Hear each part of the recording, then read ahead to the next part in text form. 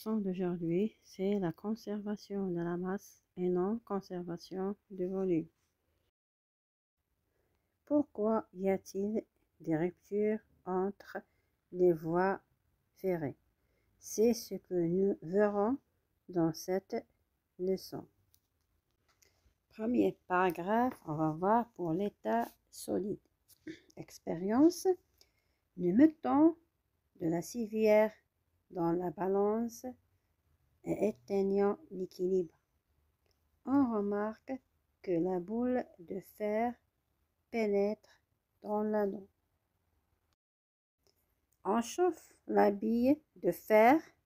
On remarque qu'il ne pénètre pas dans l'anneau, ce qui indique une augmentation de volume après chauffage. Et quand nous éteignons l'équilibre, nous remarquons que l'équilibre n'a pas changé. Conclusion, lorsque la température de la bille métallique augmente, la distance entre ces particules augmente, donc son volume augmente et sa masse reste constante. Ce document montre les particules de la bille avant chauffage.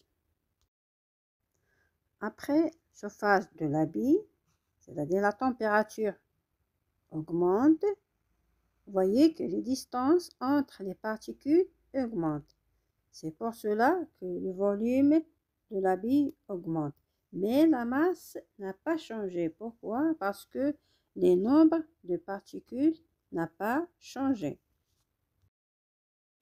Deuxième paragraphe, on va voir l'état liquide. Expérience, on met dans une balance le dilomètre liquide et une bassine d'eau chaude et on éteint l'équilibre. On met l'hydromètre dans le bassin d'eau chaude après avoir inséré le détecteur de température du liquide coloré a augmenté, comme vous voyez sur l'image, et donc le niveau d'eau dans le tube de détecteur a augmenté, ce qui signifie que son volume a augmenté après chauffage en raison, c'est-à-dire en raison de l'augmentation de la température. C'est-à-dire que lorsque la température augmente, les distances entre les particules augmentent. Donc le volume augmente, mais on voit que l'équilibre de la balance n'a pas changé, c'est-à-dire que la masse reste constante. Ce document représente les particules de l'eau colorée avant chauffage.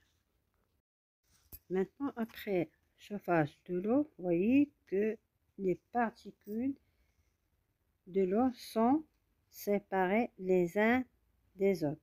C'est-à-dire que lorsque la température augmente, les distances entre les particules augmentent.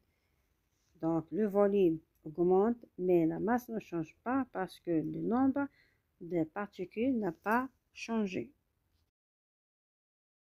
Maintenant, on va voir l'état gazeux. Nous soufflons un souffleur en caoutchouc sur la bouche d'un flacon avec l'air.